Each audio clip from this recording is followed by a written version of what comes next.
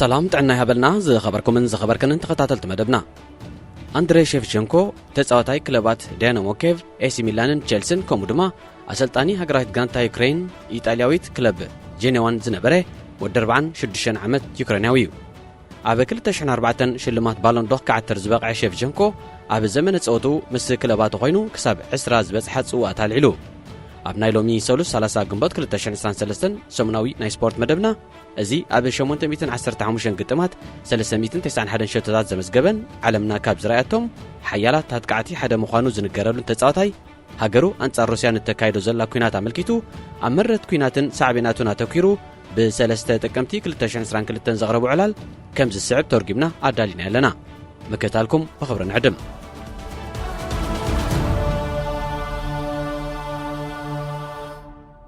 ደወል ጻውዒት ተንቀሳቓሲ ቴሌፎነይ ክደህን ከሎ ደቂሰ ነይረ ደዋሊት ኣደያ ዝነበረት ናብታ ኣብ መንጽር መደቀስየን ዘሎ መንደቕ ተንጠልጢላ ዝነበረት ሰዓት ኣቋመትኩ ሰዓት 3:30 ተመልክት ነበረት ኣብቲ ሰዓቲ ብለይቲ ኣዲኻ ክድውል እንከላ እቲ ነገር ናይ ድሓን ከም ዘይኮነ ርድዩ እዚ ስማደይ ኣብታ ቴሌፎን ርኢ ምሰበልክዋ ባጉ ዝተረዳእን መስለኒ እታ ዕለት ብፍጹም ኣይርሳዕነ 24 ለካቲት 2022 ነይራ ካብ ገለ ሒደት ሰሙናታት ሒዙ ነፍሲ ወከፍ ሰብ ተረቢሹ ይቐንዩ ይኹን እምበር ዝኾነ ጥዕና ዘለዎን ዝሓስብን ሰብ ነቲ ከጋጥም ዝኽእል ክቕበሎ ኣይደለየን ኣደይ ህንፃ መንበሪ ቤታ ብሰሪ ተኹስን ነታጒታትን ከንቀጥቅጥ ከም እተሰማዓ ክትነግረን ከላ ትበክ ነበረት ቴሌቪዥን ከፈትና እሞ እቲ ኣቕራቢ ዜና ኣብ ዩክሬን ኩናት ምብርዑ ትሕብር ነበረት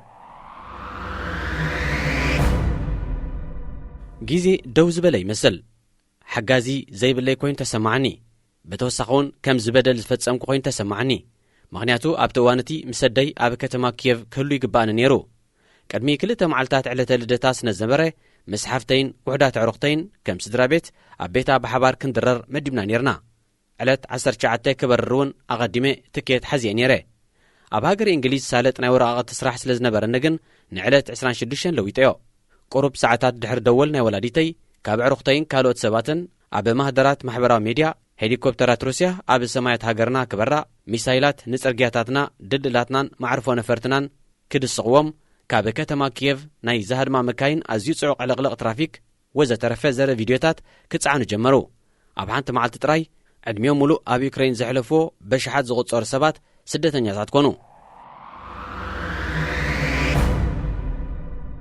ኣብ ነውጻእተኹ 4 ቆልዑ ኣለውኒ እዚ ኩሉ ብፍጹም ክርዳእኒ ይክእልን እዩ ሕሰብዎ እሞ ንዓኻትኩም ከ ከመይ ክኸውን እዩ እቲ ንእሽተይ ወደይ ወዲ 8 ዓመት እዩ ከመይ ገይረ ከረድኦ እኽእል ባትሪ ተንቀሳቓሲ ቴሌፎነይ ክንደይ ግዜ ከም ዝመላእክዎ ዘረባ ይብሉን ምኽንያቱ ሙሉእ መዓልትየ ናብ ኣዕሩኽተይ ቤተሰበይ መሳርሕተይን ደቂ ጋንታይን ዝነበሩ ክድውል ዝውዓልኩ ንሳቶም ድሓንዮም ስድራ ቤቶም ከ ዝስዕብ ከ እንታይ ክኸውን እዩ እንታይ ክሕግዝ ዝኽእል ወዘተ ብሓቂ ትርዕድ ኢኻ እቲ ምንታይ ውሳኔታት ብሃንደበት ህይወት ናይ ሓደ ሰብ ክቕይሩ ይኽእሉ እዮም ሓደ እዋን ከም ከውሒ ከም እተዓነድኩ ዝከረኒ ናብ በዓልቲ ቤተይ ቆሊሕ ብምባል እንታይ ክገብር ከም ዘለኒ ኣይፈልጥን እየ በልክዋ ውሽጠይ ንስድራይ ካብቲ ዓዲ ክህድሞም ከም ዘለኒ ነገረኒ እዚ ይኹን እምበር ኣደይን ሓፍተይን ሓደ ዓይነት መልሲ እየን ዝሃባኒ ኣደይ ሽዑኡ ዝበለትኒ ቃላት ሓደ ብሓደ ብንጹር እዝክሮ እየ እዚ ዓደይ ድማ ኣይሓድግን እየ በለትኒ ኣብታ ምሸት ፕረዚደንት ዘለንስኪ ብመንገዲ ቴሌቪዥን ናብ ህዝቢ ግሉጽ ዝኾነ መልእኽቲ ከም መሓላልፍ ተዓዘብና ካብ ከተማ ኪየቭ ከም ዘይወፅን መሬትና ንምክልኻል ብሓባር ክንስለፍ ከም ዘለና እንተዛረበ መጻኢና እዚ ነይሩ እቲ ምርጫ ኣብ መንጎ ሃገርና ተሃልዶ ወይስ ኣይተሃሉ ዝብል እዩ ዝነበረ ኣብ ከምዚ ዝበለ ኣጋጣሚ ኣጠማምታኻ ቀዳምነታትካ ከምኡውን ሙሉእ ዓለምካዩ ዝቕየር እንታይ እዩ ዓወት ኣብ ግጥም ኩዕሶ እግሪ ክትረትዕን ከለኻ ድዩ ዓወት ዋንጫ ሻምፒዮንስ ሊግ ድዩ ገንዘብ ምድላብ ድዩ ንግድኻ ክስስነልካ እንከሎ ድዩ ካብዚ ኩሉ ዋላ ሓንቲ ኩንነታዊ ወይ ናይ ብሓቂ ዓወት ኣይኮነን ንኣሽቱ ጸገማት ከምኡውን ንኣሽቱ ፍልልያት ይጠፍዮም ካልእ ኩሉ እውን ወዳቕ እዩ ናጽነት ይዓወት ብህይወት ክሰርርን ከለኻ እዩ ዓወት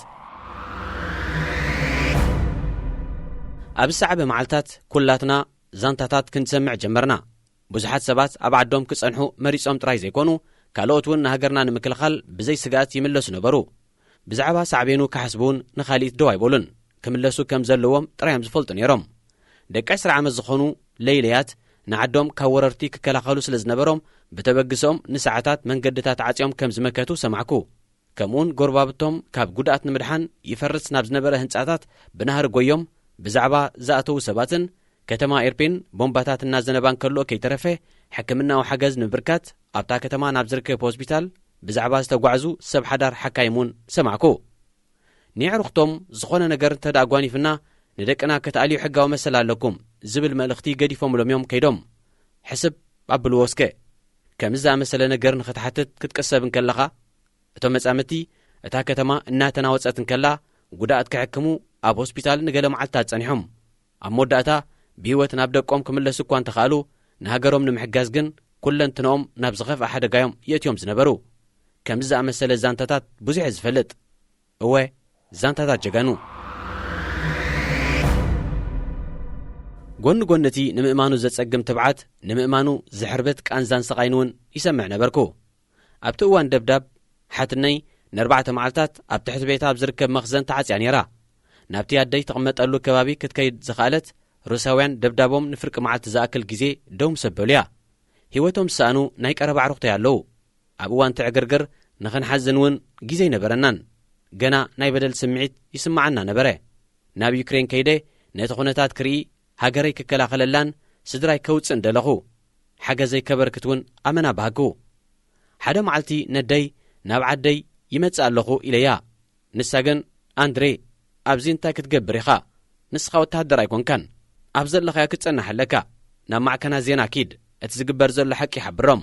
እዚ ኩናት ኣብ ባይታ ብብረትን ቦምባን ጥራይ ኣይኮነን ዝካየድ ሓበሬታ እንተላይ ኣገዳሲ እዩ።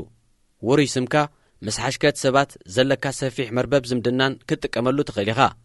ካብዝን ካብትን ወፍያ ደሊኻ ገንዘባት ተኻኽብ ቀረባትን ረድኤትን ድለ ከባብዚ ኣብቲ ዘለኻዮ ቦታ ኾንካ እተድምዖ ይበልጽ በለትኒ።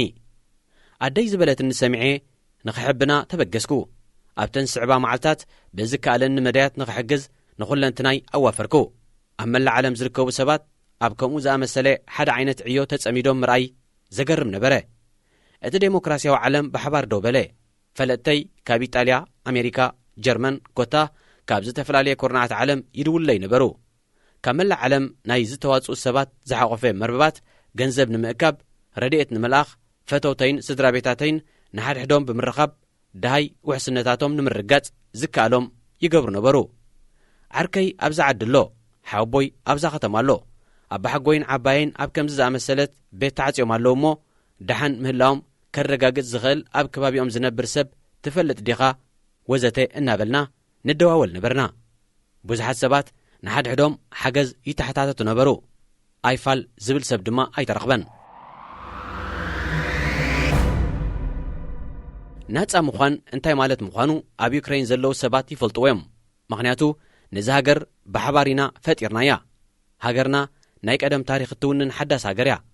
ባህልና ቋንቋናን ታሪኽናን ናይ ዘመናት ዕድመ ዘለዎ እኳ እንተኾነ ናጽነትና ግን ቅድሚ 30 ዓመታት ኢና ተጐናጺፍና።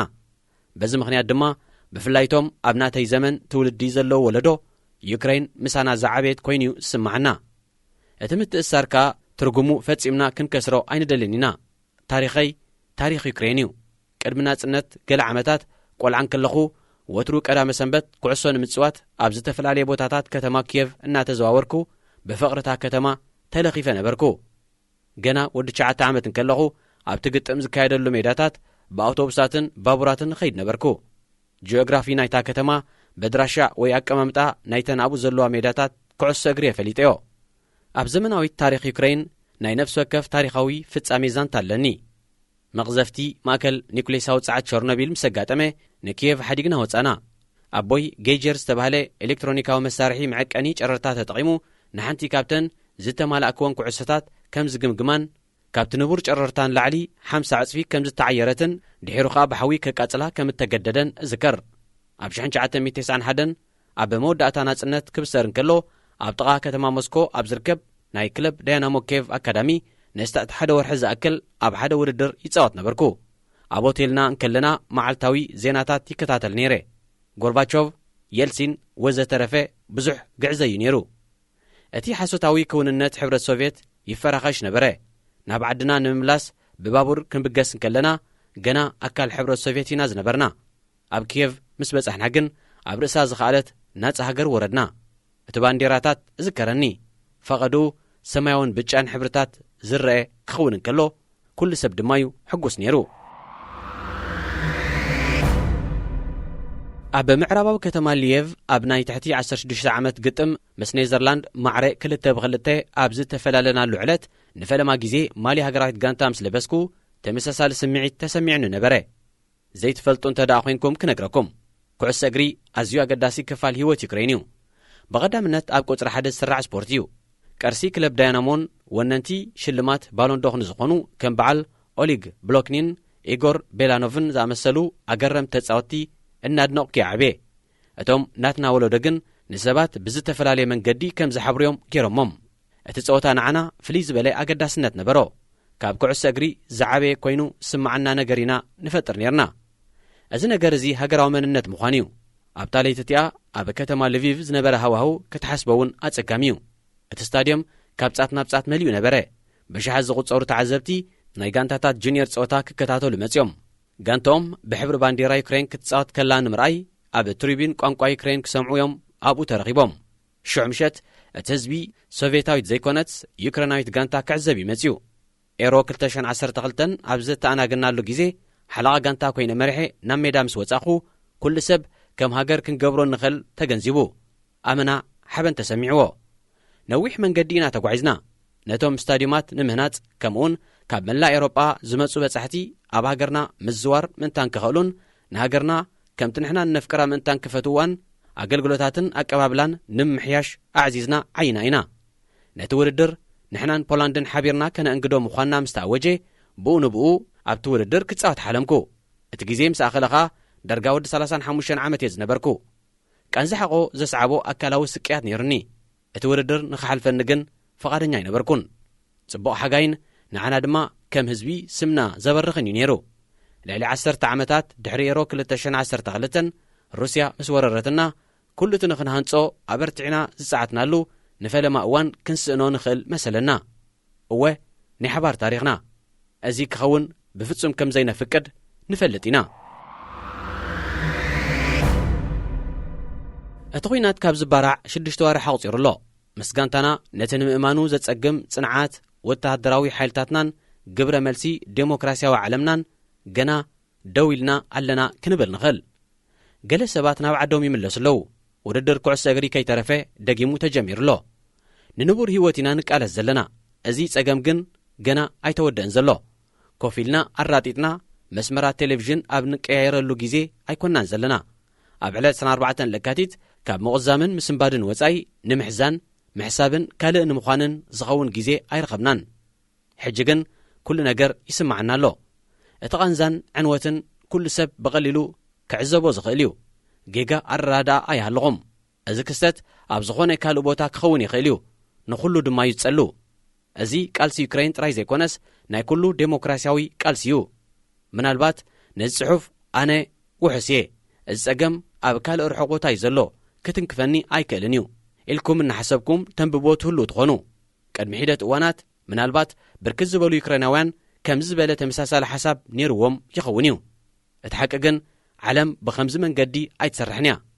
ካብዚ ትምህርቲ ወሲድና ብሓባር ደው እንተዘይልና እዚ ክስተት መመሊሱ ብተደጋጋሚ ክፍጸም ይኽእል እዩ። ከም ኣካል ናይቲ ምስ ሎረስ ስፖርት ፎር ጉድ ፋውንዴሽን ከምኡ ድማ ዩናይትድ 24 ዝተሰሜ ተበግሶ ፕረዚደንት ዘለንስኪ ዝሰርሕ ስራሕ ናብ ሃገረይ 2 ግዜ ተመሊሰ ኣለኹ። እቲ ኩንነት ድማ ተዓዚበየ። ኣብ ወርሒ መያዝያ ንመጀመርያ ግዜ ናብ ከተማ ኪየቭ ክምለስ እንከለኹ ካብ ፖላንድ ብባቡር የኸይደ። ቅድሚ ኩሉ ዝሃርመካ እቲ ሰቕታ እዩ። ኣብ ዩክሬን ኣብ ባቡር ተሳፊርኩም ትፈልጡ ዲኹም ኣይትፈልጡን እንድዒ። ቅድሚ ዝኹነታት ባቡር ተሳፊርኩም እንተደኣ ነርኩም ግን ብጫውጫውታ ዝተጎብአ ጉዕዞ ምንባሩ ድሮ ተመኪርኩም ኣለኹም።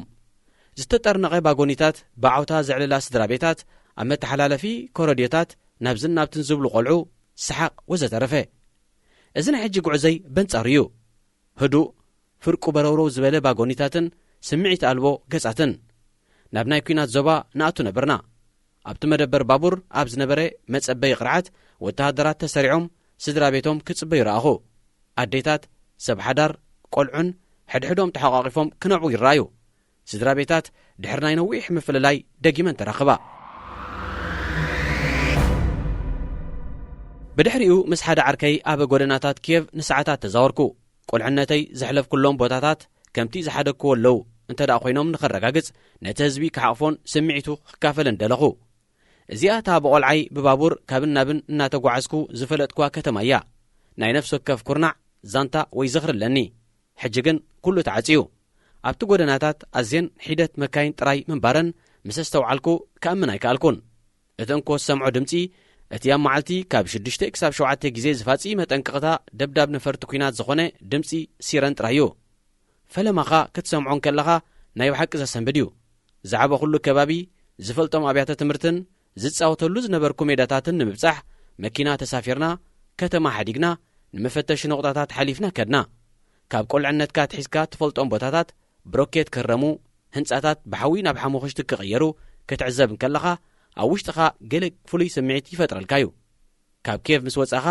እቲ ዕንወት ዝበእሰ እዩ ኣብ ካልኣይ ጉዕዘይ ንከተማ ኤርፒን በፂሕ ነይረ እዛ ብሓደስቲ ህንጻታት ዝተዓብለለትን ውቅብትን ዝነበረት ከተማ ኣብዚ እዋን እዚ ዘለዋ ይብላን በቃ ጸላም ሃደሽደሽ ኢላ ዓንያ ባዲማያ ናብ ቦሮድያንካ ቡቻን ሆስቶሜሉንን ከይደ ነይረ ኣብዚአን እውን ዝተፈልየ ነገር ኣይረኣኹን ልክዕኹም እዩ እዚ ብገዛይ ዕንትኻ ክትዕዘቦ ዘለካ ነገር እዩ ፊልም ይኮነን ሓቀኛ ህይወት እዩ ኣብ ምብራቓዊ ሸነኽ ከተማ ዲኒፕሮ ኣብ ክፍሊ ህፃናት ናይ ሓደ ሆስፒታል ምስ ኣተኹ 6 ወይ 7 ዓመት ዝዕድሚኦም ህፃናት ዘስካሕክሕ መጉዳእቲ ወሪድዎም ረኣኹ ዛንታታት ናይቶም ንመንበሪኦም ሃሪሞም የእጋሮም የእዳዎምን ስድሮኦምን ዝመንዝዕዎም ቦምባታት ሰማዕኩ ካብ ሓንቲ ክፍሊ ናብ ካልእ ካብ ካልእ ክፍሊ ድማ ናብ ሓንቲ ካልእ ክፍሊ እናበልኩ ዑደት ኣካየድኩ ብቐንዕና ሓቂ ንምዝራብ ድሕሪ ካልኣይ ክፍሊ ክቕፅል ኣይደለኹን ንምጽዋሩ ከቢድ ነበረ እምበረ መጠን ጓህ እዩ እዚ ኩናት እዩ እዚ ኩሉ ግን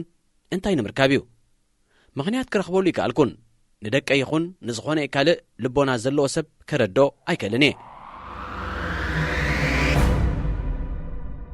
ሰባት ንምጽጋንን ንዳግመ ህንጸትን ኣብ ምምላስ ይርከቡ እዚ ይኹን እምበር እቲ ኩነታት ኣዝዩ ተኣፋፊ ዘሎ ብጻዕቂ ሰባት ኣብ ዝተጨናነቐ መሰረታዊ ኣገልግሎታት ዘይብሉ ጊዜያዊ መንበሪ ኣባይቲ ዝተዓቕባ ስድራ ቤታት ብዙሓት እየን ኣብ ቀረባ እዋን ድማ ክረምቲ ኸኣትዩ ነቶም ገና ኣብቲ ሃገር ዘለውን ከምኡውን ዝተመዛበሉን ንምርዳእ ተታሒዝናዮ ዘለና ምትእኻብ ገንዘብን ወፍያታትን ብሰፍሐ ምቕጻሉ ከድልየና እዩ ብዛዕባ እቲ ዘሎ ህሉ ኩነታት ሓቂ እናቃልሕና ክንቀጽል እውን ይግባአና እዩ እዚ ሕጂ ቀዳምነት ዝህቦ መደበ እዩ ምስ ለሩስ ዛጊት ዝገበርክዎ ንጥፈታት ኣብ ከተማ ቫርሳቫ ኣብ ዝርከባ መደበር ስደተኛታት ምብጻሕ ዘጠቓለለ ኮይኑ ኣብቲ መደበር ቤቶምን ዘፍቅርዎም መቕርቦምን ዝሰኣኑ ከምኡውን መጽለልን ድሕነትን ንምርካብ ብማኢት ኪሎ ሜትራት ዝዕቀን ርሕቀት ዝተጓዕዙ ዩክሬናውያን ህፃናት ንስፖርት ስነ ኣእምራዊ ስምባዶ ኩናት ንምስዓር ይጥቀመሉ ምስ ካልኦት ነዚ መደብ ንምድጋፍ ዝንቀሳቐሱ ዘለዉ ውርያት ኣትሌታትን ተራኺበ ምስ ፖላንዳዊት ተጻዋቲት ባይታ ቴኒስ ኢጋ ሸቪያቴክ ንዩክሬናውያን ስደተኛታት ንምሕጋዝ ዓሊማ ኣብ ክራኮቭ ኣብ ዘዳለወቶ ናይ ገንዘብ ምትእኻብ ምሕዝነታዊ ፀወታ ተረኺበ ነይረ ንሓደ ካብቶም ኣቐዲሞም ኣንጻር ሩስያ ምርገጽ ዝሓዙ ኣትሌታት ማለት ንሓለቓ ሃገራዊት ጋንታ ኩዕሶ እግሪ ፖላንድ ሮበርት ሌቫንዶቭስኪ ኣብ ግጥም ዋንጫ ዓለም ኣብ ቅልጽሙ ንኸኣስራ ብሕብሪ ዩክሬን ዝተዳለወት ናይ ሓለቓ ጋንታ ምልክት ሂበዮ ኣብዚ ኩናት ስፖርት ዓለም ንርእይቶ ከምኡውን ፖሊስን ከይተረፈ ናይ ምጽላው ክእለት ኣለዎ ኣብ መደብ ሎርስ ወትሩ ክበጽሕን ከለኹ ኣብዚ እዋን ምናልባት ካብ ዝኾነ ካልእ እዋን ንላዕሊ ስፖርት ብሓቂ ንዓለም ናይ ምልዋጥ ሓይሊ ከም ዘለዎ የዘኻኽረኒ ሕጂ እውን ትስፉየ ኣብ ጸልማት ብርሃን ይርኢ ኣለኹ ዕብየት ከምኡውን ናይ ሃገረይ መጻኢ ይረአየኒ ኣሎ ኣመና ንጹር እዩ ዝርአ እዚ ኩናት እዚ ቀይሩና እኳ እንተኾነ ነቲ ዝለዓለ ክብሪ እንህቦ ነገር ግን ከም ዘይቅይሮ ፈለጠ እዚ መሬትና ሓርነትናን መጻኢናን እዩ ናይ ሓባር ታሪኽና ሓቢርና ንምጽሓፍ ምእንታን ክንክእል ብህይወት ክንሰርር ኢና ኣብ ከተማ ኤርፒን ካልእ ዝረኣኽዎ ነገር ብምንጋር ዕላለይ ክዛዝሞ ደሊ እታ ከተማ ቀድም ኣዝዩ ውቁብ ስታድዮም ኩዕሶ እግርን ሰብ ብዝሰርሖ ሳዕሪ ዝተዳለወ ሜዳታት ዝሓቖፈ ሓደሽቲ ኣካዳሚታት ኩዕሶ እግሪ ነይርዋ ብድሕሪ ዝኹሉ ደብዳብ ሓንቲ ሜዳ ጥራያ ከይተተንከፈት ተሪፋ ነተን ዝተረፋ ሜዳታት ዳግማይ ንምህናጽ ብዛዕባ ዝግበር ተበግሶ ምትእኻብ ገንዘብ ንከንቲባታ ከተማ ኣዘራሪበ ኣለኹ ንሕጂ ግን ብጎዳጉዲ ፍርስራስን ፍንጭልጫላት ቦምባታትን ተዓብሊለን ኣለዋ ምስ ኩሉ ነገር ግን ዕድሚኦም ካብ 12 ዓመት ዘይሓልፍ ቆልዑ ኣብ ደገ ብሓባር ኩዕሶ ክጻወቱ ርየ እቶም ቆልዑ በቲ ዘለዎም ክነብሩ ወይ ድማ ኣብቲ ኩነታት ክጻወቱ ፈጺሞም ክቕሰቡ የብሎምን ንህፃናት ዝኸውን ቦታ ኣይኮነን እንተኾነ ግን ሕጂ እውን ኣብቲ ቦታ ኣለዉ ገና ይቃለሱ ኣለዉ እዚ ንዓይ መንፈስ ዩክሬናውነት እዩ ዝኸበርኩምን ዝኸበርክንን ተኸታተልትና ንሎሚ ሰሉስ ተዳልዩ ዝነበረ ሰሙናዊ መደብ ስፖርት ተፈጺሙሎ ኣብ ዝቕጽል ብኻልእ ትሕዝቶ ክሳብ ንራኸብ ሰላም